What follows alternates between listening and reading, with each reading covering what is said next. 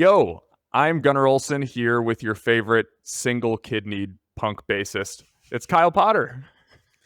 I'm getting new business cards printed ASAP right when we're done recording this. Single kidney bassist. Yeah, punk bassist at that. Very important, yes. Yeah, we learned all about that in our interview of you last week, which was super fun. I think our listeners loved getting to know you a little better too. And this week it's your turn to grill me. You ready for that? I am ready. The question is, are you ready? Yeah, we'll see what you dig up. You're a good journalist, and I'm a little afraid. But I've something I need to find something out today to get started. As we know, air travel can be a little stressful experience. It forces people together that otherwise would prefer not to get to know each other in most cases. And those factors make it the perfect breeding ground for pet peeves. So, Kyle, what are some of your biggest travel pet peeves? I try to remind myself on a flight by flight basis that air travel is magical. The fact that we can get in a metal tube and soar through the air at 500 miles per hour at 3,800 feet, 38,000 feet is pretty incredible. But every time I get into a security line to clear security, that's not the pet peeve. The pet peeve is there is inevitably somebody in front of me who puts their bag and their carry-on luggage on the machine to get it to go through, and only then realizes, oh, I've got a pocket full of change and a wallet and a watch on and a jacket that's too bulky. And the time to do all of these things is so much longer before you actually get in the line. It's when you step out of the car. It's when you get out of the Uber. It's when your friend drops you off, whatever. Just please, everyone, if you're listening, please be prepared to go through security. It's a miserable experience as is. It doesn't have to be worse for everybody. Just plan ahead a little bit. You know what's going to happen. Most of you have done this before. If you haven't, you're forgiven, but it's weird that you're listening to this podcast. Let's be better about this. And I would just give an honorable mention to something I've never actually seen in person, but I'm bracing for is bare feet on planes. What are we doing? That is instant no-fly list, if not sent down to Guantanamo Bay. What about you? What are your pet peeves? I think we're in a similar boat where there's really not any reason to be surprised by anything in the flying process anymore. And mine is a similar thing. When we are deboarding, folks, look at me. When we are deboarding, why is everybody always so surprised when it gets to their row and it's time to get off? How is it that every time we have to get off a plane, there's always a row of people for whom it's like they didn't see everybody in front of the plane getting off them. All the seats face the same direction. You know everyone's getting off in front of you. And then it gets to their row and they're like, well, my bag's back here and I don't have any of my stuff and I'm just putting my phone away now. No. You have so much time to make a plan as to what to do. And guess what, folks? We got to communicate out there. All right. If your bag is one row back, say, hey, that's my bag up there. Would you mind helping me? Or would you take one step back so that I could grab it and we could all get out of here on time? And you don't have to do this when it's your row's turn. You can do this at any point in the deboarding process. It drives me nuts, man. I can't believe that people aren't ready to get off the plane when it's their turn to get off the plane. We have worked together for 4 years almost, and I have never seen you this worked up about anything. Not even close. I mean, if you're watching on YouTube, if you're not, you should be, because Gunnar literally stared into the camera as he read this diatribe. It's I don't disagree with you. In fact, I respect your passion for it. Mm-hmm. We got to clean it up, folks. It's atrocious out there. Being at the end of your flight, that should be the time when everyone's like, you know what, let's work together and get out of this tube. And instead, everyone's always surprised that it's their turn to get off. We can't have that. We can't have that anymore. Today on the show, I promise I'm not going to be this worked up. I guess I can't promise that. But we're going to dig into something hot and something cold, as always, looking at some pretty spectacular fares that we found recently. We're also going to interview me. Kyle's going to take me through the ringer and see what he can find out about my life. We have a listener question, of course, and then I'm putting Kyle on the spot to end the show. Welcome to the Thrifty Traveler Podcast.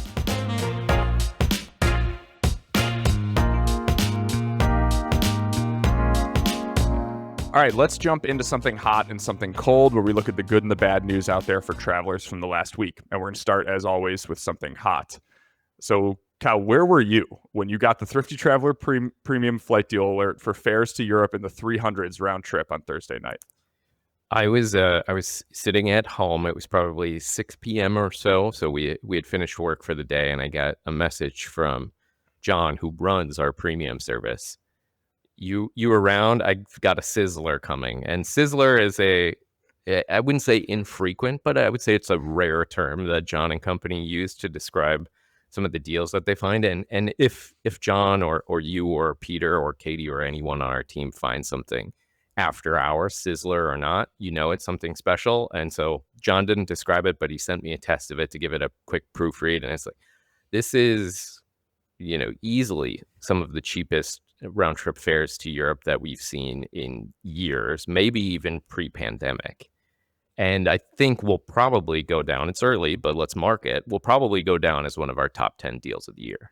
Yeah, I'd think we always put that list together at the end of the year, and I think that's a shoe-in for what's going to be in the top 10 deals of the year, especially considering the summer on there. But for those who missed the deal, they were all one world fares, flying American Airlines and its partners Aer Lingus, Iberia, and Finnair.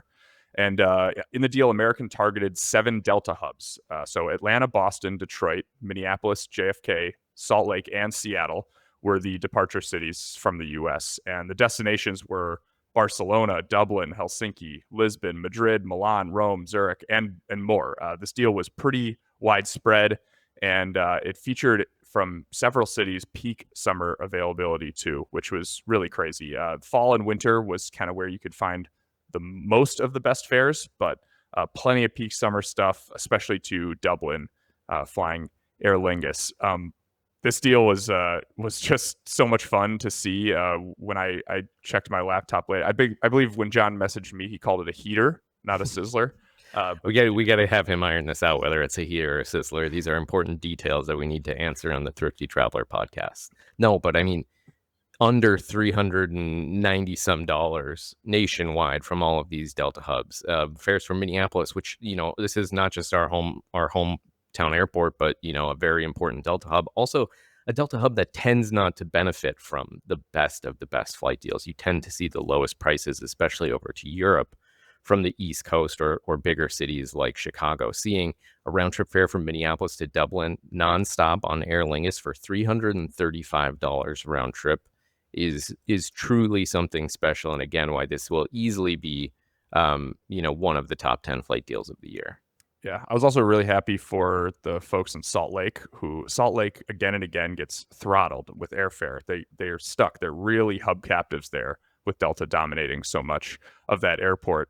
It's hard to find really great deals from Salt Lake, so you love seeing them jump in on this. And I hope our folks out in the mountains got to book the trip of their year this year. So, Kyle, do you want to talk about something cold though? I think we have to talk about Emirates first class, one of the most coveted airline seats flying. It's getting harder and harder to book. Can you tell us more? Yeah, so I mean, it has gotten harder and harder to book over the last few years as Emirates has eliminated the ability to do what most people did for years, which was book through Alaska Airlines mileage plan, which had the cheapest rates to fly from all of their many U.S. outposts over to Dubai or back, as well as really, really reasonable taxes and fees. But Emirates ditched that a handful of years ago, and in the years since, they've raised award rates on basically all of their flights. They've raised fees on all of their flights, in some cases just by $50 here or there, but in the case of their nonstops to Dubai, to as much as $900 one way. I mean, this is an insane amount of cash to fork over when you're also, by the way, forking over 136,000, 150,000 miles or more each way to book first class. That's all bad enough. But what Emirates did this week was, effective Monday, May 12th, they said that you are not allowed to book an Emirates first class seat using miles, which are easy to earn because you can transfer them from Chase and American Express and all of the other major banks.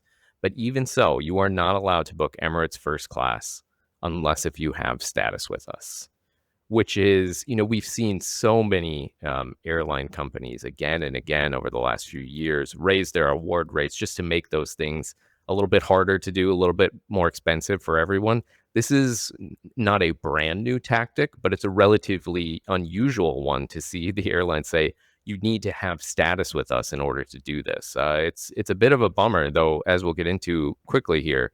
Doesn't mean this is impossible. It's just going to make it, it's going to introduce some additional hurdles if you really, really want to make this happen. Yeah, I think it's kind of a double-edged sword here, where it is going to be a little harder to find these awards and book them, or be able to book them yourself. But in a way, that could make some of these awards a little easier to find, right? I mean, that's the hope. We've seen again and again airlines promise that this is going to lead to greater availability, only to find, oops, never mind, guys, this just isn't going to happen for you anymore. I think the hope and my expectation right now is that for those people who do have Emirates status, they will have an easier time actually finding not just one, but maybe two seats, so that they and a companion can book one of these flights from JFK to Milan or Newark to Athens, or one of the many nonstops over to Dubai or back, because that has been really, really hard for the last few years. In particular, since the depths of the pandemic, it has gotten really hard to find more than one Emirates first class seat.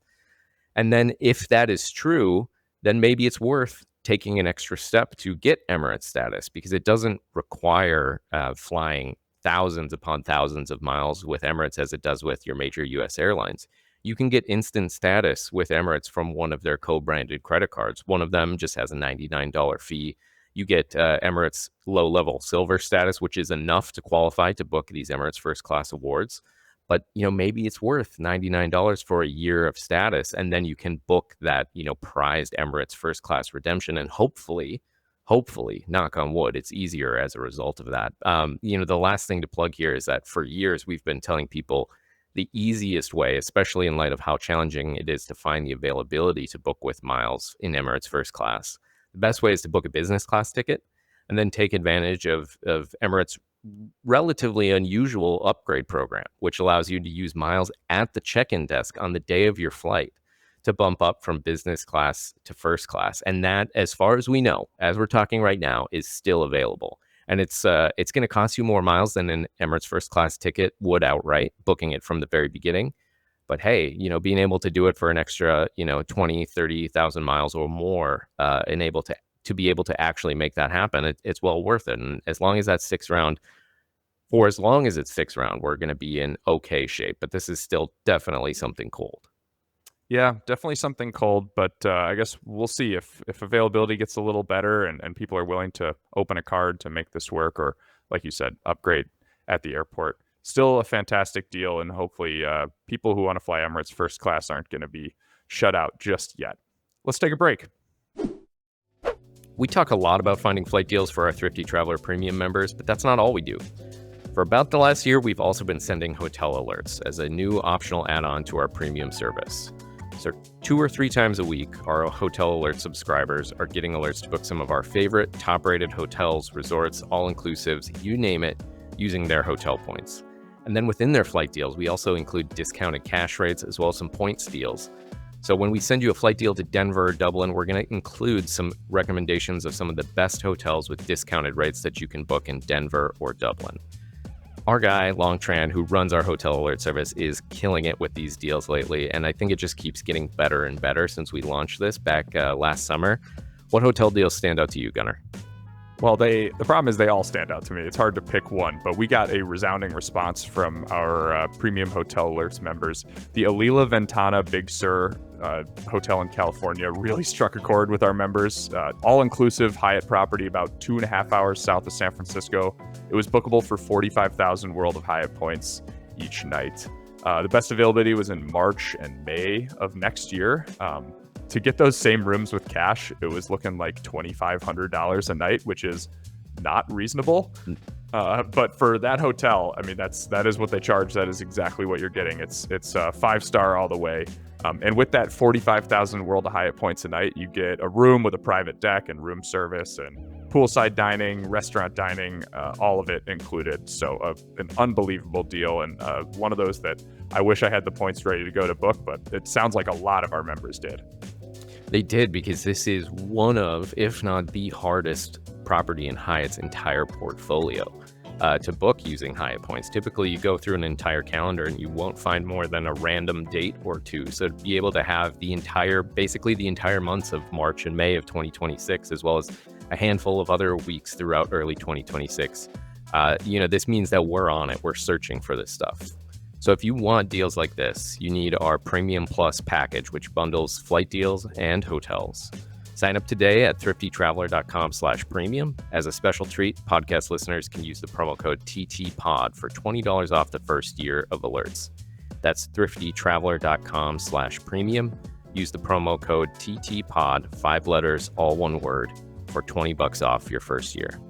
All right, back to the show. All right, welcome back. So last week we got to know Kyle a little better, and this week the tables have turned. So my direct supervisor at work is about to ask me a bunch of personal questions. What could go wrong? What do you got, Kyle?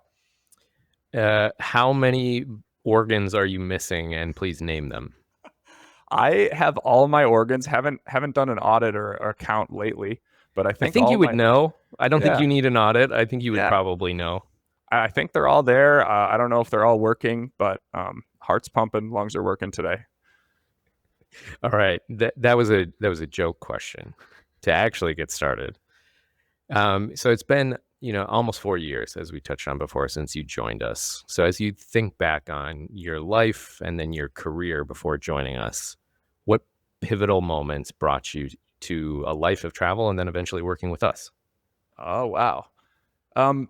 As far as a life of travel, I've always loved everything about the travel experience. I have a good story from when I was a very little kid. My dad tells me this story. I don't totally remember it, but we were skiing in Colorado. Surprise, surprise for people who know me.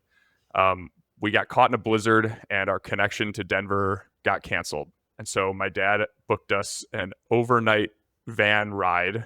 So sitting in the back of a van on I-70 in an absolute whiteout blizzard. Sitting in the back, we get to a Motel 6 or a Super 8 or something at the Denver airport. It's like 3 a.m. We're waiting for our 7 a.m. flight back to Chicago. And my dad says that in that moment, we're sitting in the bed watching whatever random cable movie that you watch after a very long drive to Denver. And I looked at him and said, "Dad, is travel always this great?"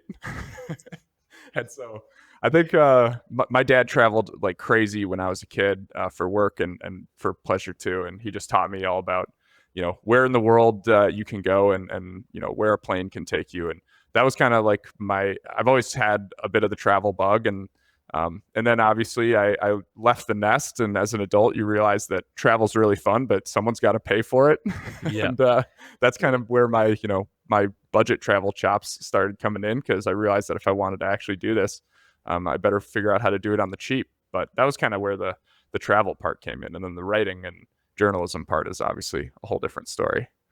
Well, let's start there, though. I mean, how did you get into journalism, and then how did that shift to, just writing about news for the publications and news outlets that you worked for, into turning your love of travel into something you could actually make money from, which I'm sure you feel the same way as I do. I've been doing this for 7 years, you almost 4, and it's still like, how is this a job? How is this a career? How do I explain this to people and not sound like I'm actually unemployed? Yeah, exactly. It's whenever you say, I'm a travel writer, people are like, "Oh, do you like work for a company, or are you just, like, does somebody pay you?" Like, yeah, actually. But yeah, I always wanted to be a sports writer. I thought I wanted to be a hockey writer or a Major League Baseball beat reporter. Those were the things I thought I wanted to do when I was a kid. When I got to college, I found there's a much bigger world out there, and also that every single kid, every single dude wants to be a sports writer, and that it's probably a little easier for me to find a new lane. I got into just regular old local news right out of college. In the Kenyan Leader, a tiny little newspaper in southern Minnesota, a weekly. They just handed me the paper and they said, "It's yours." I was 22 years old and had never even had an editor before. So I learned how to write there. And at the Faribault Daily News in Faribault, Minnesota, I had 2 really good editors there, Brad Finau and Susie Rook. I doubt you're listening because you guys are probably actually busy people, but shout out to you guys for teaching me how to write. And then I went up and joined the team at Fox 9 in the Twin Cities, moved up here and started that job in 2018, where we just covered local news in the Twin Cities. I was an assignment desk editor and a content editor. So I was kind of running dispatch for all the news crews and trucks and cameras and everything, while also writing the website every day. And that I just love that pace, like a super fast newsroom environment. We were on a big desk in the middle of the newsroom, kind of surveying everything around us and watching monitors and live streams. And it was fast, fun work that I really enjoyed. And then, 2020 came around and the news kind of turned into a slog for a while, especially here in the Twin Cities. It was obviously covering COVID remotely was really not that fun. The killing of George Floyd and everything that happened after that was, obviously important news to cover, but, just really tough news to cover as well. Mhm. And kind of coming out of that, I still loved being in local news. I wasn't looking for a new job, but I saw you guys posted that you wanted someone to write for Thrifty Traveler. And I obviously knew of Thrifty Traveler, and I was just excited about the opportunity to be a travel writer because I've always had the bug, and it was just something very different that I was really excited to try. And it's worked out okay, right? Sure. Yeah. Yeah. It's fine.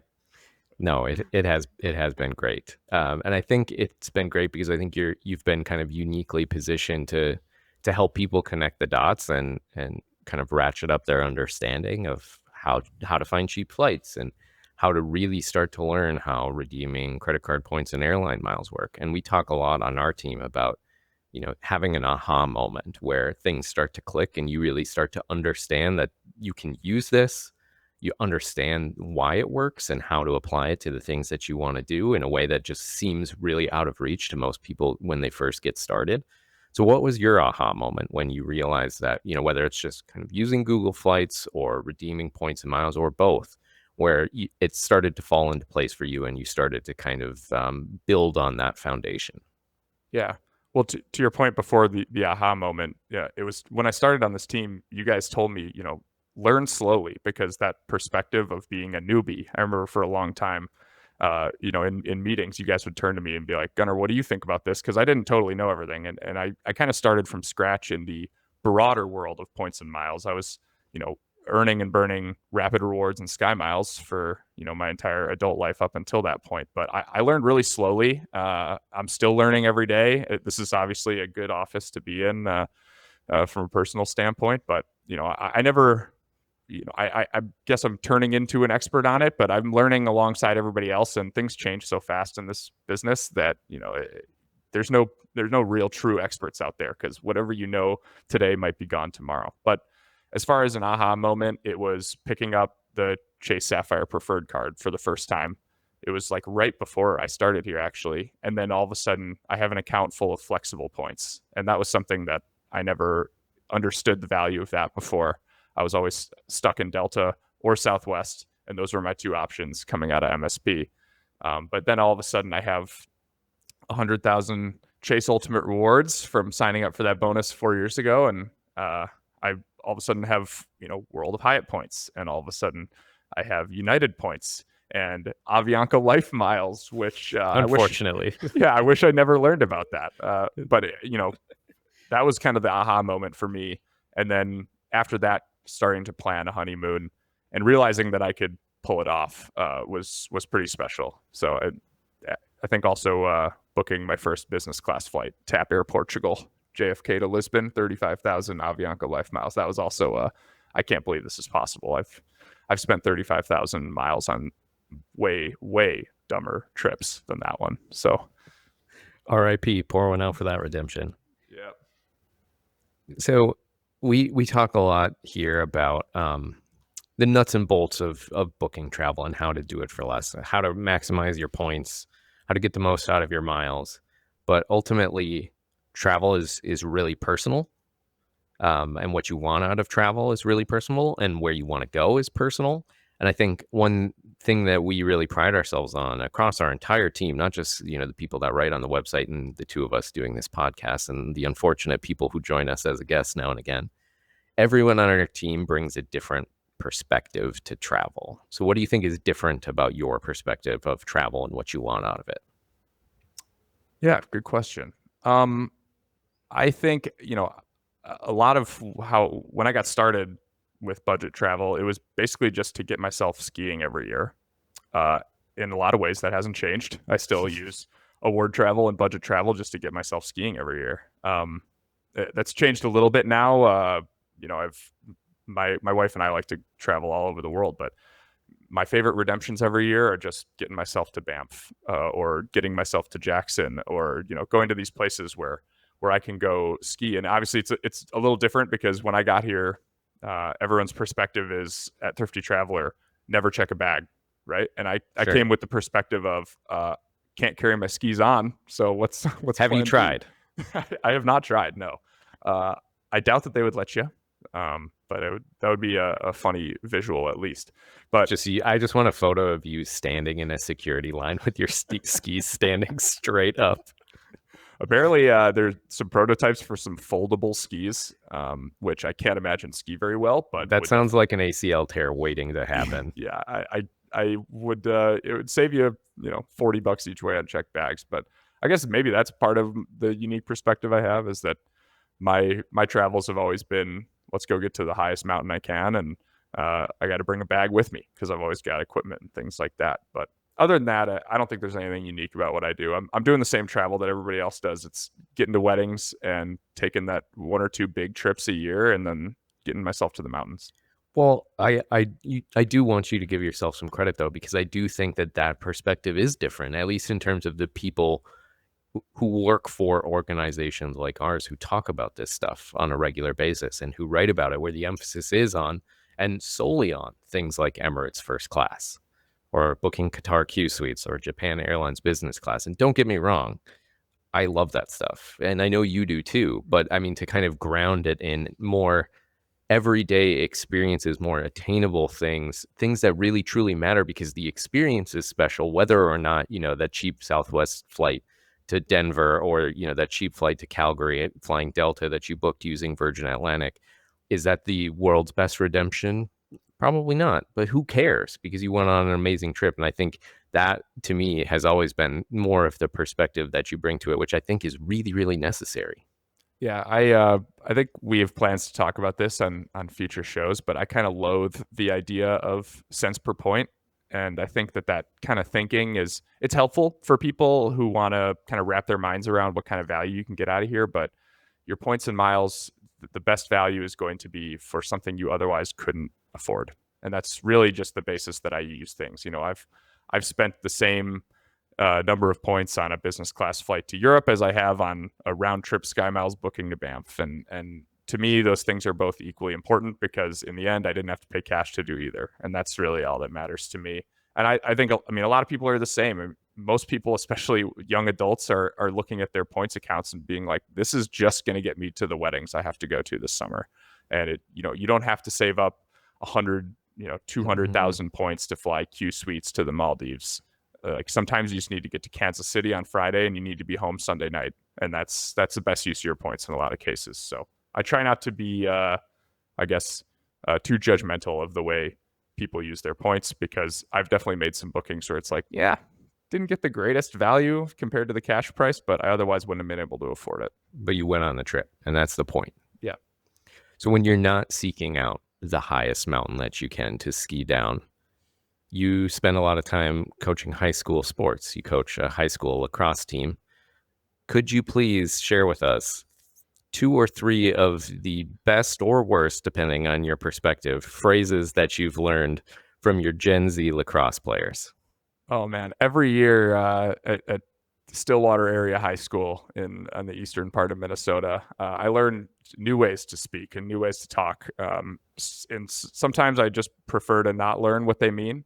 But over the years, I think it was 2 years ago, was everything that was good was yucky. So like if somebody scored a really awesome goal, everyone would yell, yuck, yucky. And then if it was bad, it was buns, which buns is now just a part of my lexicon. I adopted that full on. I think it's great. I hear buns 2 or 3 times a week in our office. So yeah, that you don't get to play high and mighty with Gen Z lexicon there. Yeah, everything was yucker buns that year. And this year, when you're addressing a group speaking verbally, you say chat. And then it's like chat, comma. So like, oh God, I don't know how to describe it. everyone is, if you're just talking to the greater group, they started out with chat. It's kind of like the way I use yo to start the podcast. It's everyone just says chat now, which I can't get behind. I don't think that their hearts are behind it either. I think that's That one might flame out, but I think Buns definitely has staying power. no, Buns is great. That's a perfect way to describe things. But yeah, high schoolers teach you all the wrong things. It's kind of fun. So we've been at this together for the last almost 4 years. How do you think what you care about, what you want out of travel has changed since you kind of built your career and in some ways your life around talking about travel and working in travel? I'd say, obviously the being around you guys, you've all rubbed off on me, and I do appreciate the journey a little more now. I think finding a really comfortable way to fly business class somewhere is really fun, and if you have a flight you're looking forward to, it makes the trip so much better. A lot of people just brace for flying, and then the stress of knowing that you're going to have a bad flight in economy on the long haul can make people dread traveling. And I hear from people all the time who say, I have to take like 2 or 3 days to recover after a trip just because traveling just takes it out of me so much. And the solution there is to give yourself a bed in the sky and to fly business class. So I do think I've definitely started skewing towards that a little more, and most importantly, sharing it with other people. Just showing other people how possible all this stuff is, and if you earn the correct points, you can fly as comfortable as you want to wherever you want. So I think that's maybe how my perspective has shifted a little bit, but it's all still based in just get me the flight for free. I'll pay whatever number of points it takes in a lot of cases. So speaking of flying anywhere you want, you are maybe the only one of the few people that I know that has been to Antarctica. You are definitely the only person in the world who went to Antarctica before you entered the country of Mexico. Tell us a little bit about how that happened. Yeah, in high school, we had a very wealthy, influential donor to our high school who was obsessed with Antarctica. And he would sponsor every 5 years a trip to Antarctica for about a quarter of the student body. And you had to enter a lottery and write an essay. And I won the lottery one year and got to go. It was my sophomore year of high school. I was way too young and stupid to appreciate it. It was still an amazing experience. I lost every single photo from that trip. I had a laptop. Gunnar. Yeah, I had a laptop fry, and it was before the cloud, and I lost every single photo I ever took. There are a few that are on Facebook still. Is the only ones I have left. But, Zuckerberg, yeah, help us get this. Elon, whoever's listening to this, help us get Gunnar's photos, please. Yeah, but it was a crazy trip. We flew to Santiago. We flew LATAM. I remember that, JFK to Santiago, and then we spent some time there. We spent some time in Patagonia, which it was honestly like was the prettiest and coolest part to me. Antarctica itself is also incredible, but it's kind of just a big wasteland. And we're on a boat for a long time on a cruise. We left from Ushuaia, Argentina, went to South Georgia Island too, and got a very fun passport stamp from there as well. But just a crazy trip that I didn't deserve and didn't earn, but got to go on just because I got in the way of some opportunity there. But it was so cool, and I remember telling you guys about that at my interview. They're like, "Where's the coolest place you've ever been?" I was like, "Well, I have to say this, but then I have to explain this whole story as to why I went and how I didn't pay for it and things like that." So, but unbelievable opportunity, and I've been looking for ways to do it again, and hopefully someday I will. I hope so too. What's a place that you've been to that surprised you, good or bad? Oh, I actually, maybe recency bias here, but in January I went to New Orleans for the first time, and I did not think that I was going to love New Orleans, and I loved it. Just one of the coolest, most interesting cities I've ever been to. So that's definitely on the list. Is it the food? Is it the culture? Just the overall vibe, the history? I think it's so unique, and every block is different, and the food was so good everywhere. I wasn't really prepared for that. I'm not like a crazy foodie traveler. My food knowledge is pretty limited, and my kitchen know-how is even more limited. But I can appreciate great food, but just it's so accessible there. The best food is not you're not chasing stars, chasing Michelin stars. You're just going to find the best food, which you can find on any corner.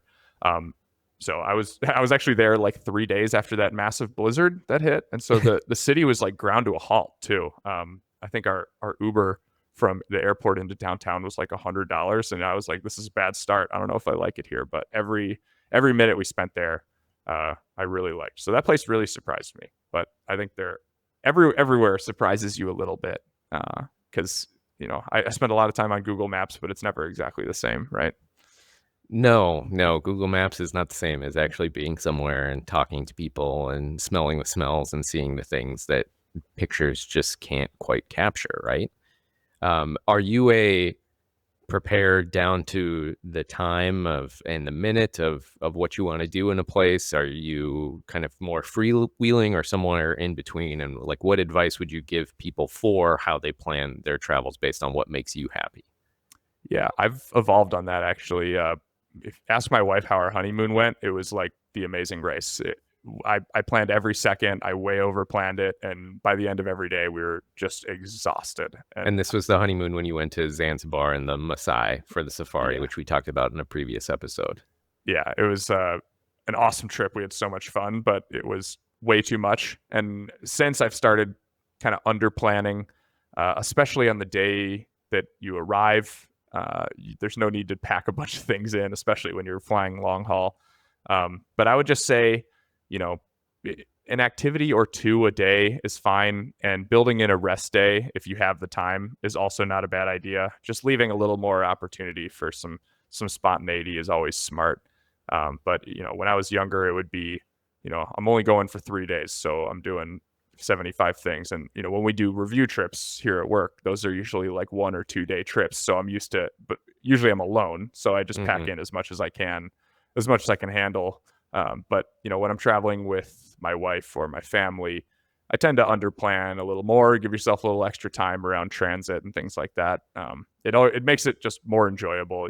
You'll never regret having some downtime. Go find a patio and a beer. You'll be just fine. Mark it on the podcast booze counter. We got there. All right. You and your wife are about to welcome your first child. On a scale of 1 to 10, how terrified are you? Terrified. Let's see. If I would put it on a travel scale, 10 terrified. We have several team members who have learned to travel with their families and who make it look pretty easy. And there are a lot of people out there who make it look fun. And I am actually very excited for it, but it's definitely going to change the way I do almost everything. In general, I'm honestly not that scared. I have a crazy good support network. Our village, for whoever this kid is so strong, and we're really, really excited. We're very, very fortunate to have as many good people in our lives as we do. On the travel thing, not to downplay the just in general thing, which is way more important, and we'll circle back on that before we're done here. On travel, how are you thinking about travel differently as the big day comes? I like, to our last point, just under planning a little bit. Right now, my Flighty app doesn't have a flight on it until October, so I'm just kind of under planning. I got to meet this kid and figure out what they like, and then we can book some more trips later on. But just a little slower. I'm not expecting to have my sprint trips like usual, and then I think the trips where my annual ski trip up to Canada is probably gonna have to be a few days shorter and things like that. So the trips on my own are going to be shorter and faster, and the trips as a family hopefully longer and slower. And honestly, I'm excited for all of that. But it's changed a little bit. Now I'm digging into award tickets for infants and that whole world, which is just like really convoluted. And luckily, we've had so many parents at this company go through it before me that I'm not the first one through the glass here. Yeah, you've got a village here too. Yeah. So you get to pick one trait from yourself to give to your newborn child, and one trait from your wife that you want to make sure your kid has. What are they? For my wife, it's easy. I want them to just have the ability to learn new things like she does. My wife just is 9 months pregnant and just is still finishing a house project. She just built us a new kitchen. I just am disposing of garbage is my entire role here because I have not a handy bone in my body, and but just her willingness to learn and to get better at things is just awe-inspiring. So I hope that my kid has that from her, and from me, I hope they have red hair. We got to keep the species alive. It's got to be red species. we need more redheads out there. We're dwindling, and it's important that this kid has red hair. I really hope they do. Well, Gunnar, that's all I have for you. This was super yucky, to borrow the parlance of your lacrosse team. Thanks for doing this. This was really fun. Yeah, man, this was fun. All right, let's take a question from our listeners. So today we're hearing from Mike V from Minnesota, who asks, please detail how horrible this summer will be at Newark, as they will only have one runway working for most of the summer travel season. Please advise any alternate options to using Newark. LaGuardia and JFK. Yeah, the alternate options are obvious, Mike. But so Kyle, this runway closure is causing some issues, but it's just kind of the tip of the iceberg here, right?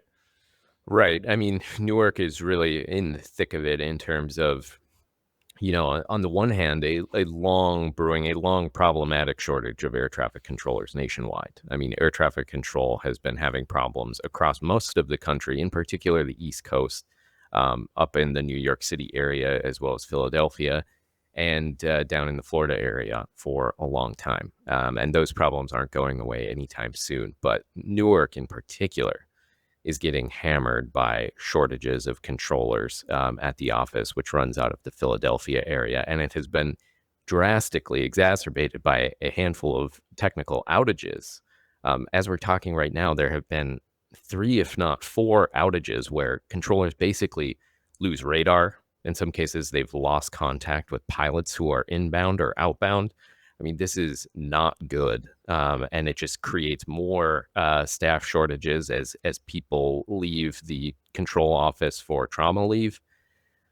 I don't know when this is going to get better. As we're talking right now, there are no indications that there is a silver bullet that Newark is going to get right back on its feet. I mean, United CEO Scott Kirby needs Newark to work well. It's one of their most important hubs, and United has cut a significant portion of their flights through the summer and into the fall because they realize that if they don't, they're going to have to continue canceling hundreds of flights.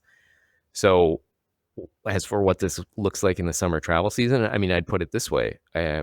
Newark for a trip that I have coming up in late August would be my preferred airport. It's just the closest one to the area of Manhattan where I'm going to be staying. And I'm not looking at Newark anymore. I just don't want to expose myself to the likelihood, the strong possibility, maybe even the certainty that there's going to continue to be problems. So I think the answer, though I said it jokingly, I think the answer is the alternatives are flying to LaGuardia or JFK. It's a much safer bet right now if you want to avoid disruptions.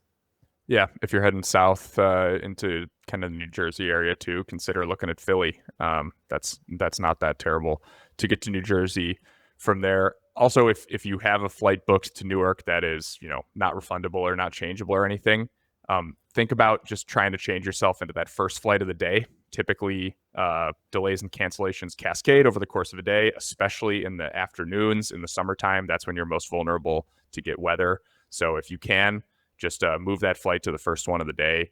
You're going to have to get out of bed a little earlier, but it might save you some big headaches. That's flying into or out of Newark. But again, if you can avoid it, I probably would at this point, just because a lot going on there. So if you want us to answer your question, email us at podcast@thriftytraveler.com, and your question might be featured in next week's show. All right, Kyle, I'm putting you on the spot this week. I love asking travelers what airport and what airline they'd never fly again, because those two things are always different based on the 1 or 2 bad experiences they had there. So, Kyle, what airport and airline would you never fly through or on again? Wow. I am totally unprepared for this one. I think in terms of on the spot, you win. Podcast over. Ooh, a bad airport. I don't love the Jakarta airport in Indonesia. My wife and I have been to Bali twice, first for our honeymoon and the second time most recently for our 5th anniversary a couple of years ago. And the first time we went there, we made a really poor decision and decided not to fly from Chicago to Taipei direct to Bali. Don't ask me why. We flew from Chicago to Taipei to Jakarta and then booked a Lion Air flight from Jakarta to Bali. Jakarta is just not a very easy airport to navigate. The terminals are really far apart. There is a tram system, but it's on the other side of security, so you need to re-clear. It was just not a lot of fun, and it would be one thing to be there when you were fresh faced and had just gotten up for the day or midday. This was after about 28 hours of travel, and nobody is at their best after 28 hours of travel. That's why I love this question, is because it's always based on something other than maybe the exact airport itself. Like, it sounds like a pretty inconvenient place, but it's also, I'm on hour 28 of not sleeping, and maybe that's why. But yeah, everyone, I'm sure there's someone out there who has some, a gripe with every single airline in the world and probably every single airport in the world. And any airline come top of mind?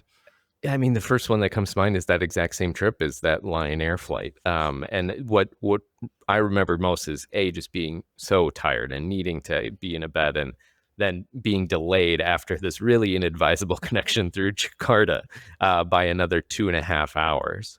And then finally getting on the plane, and the plane was just roasting hot because there was apparently no APU, auxiliary power unit, for AC on the plane before we actually took off. And they had left the windows open on the tarmac prior to boarding, and then asked us to close them. So we were like running on fumes. It was maybe 85, 90 degrees inside of this plane. It was just, again, had it been the beginning of a travel day, I'm sure it would have been fine, but it was like just the last thing we needed at that particular moment. So I'm not in a hurry to repeat that Lion Air flight. Those are both good answers for looking like you were really on the spot there at the beginning. Nice job. I pulled him out of my you-know-what, Gunnar. Awesome. Well, thank you guys so much for listening to the Thrifty Traveler podcast. If you would please rate us 5 stars on your podcast platform of choice, we'd really appreciate it. Also, watch us on YouTube so you can see me very animated at the beginning of this episode. And also like and subscribe to us there.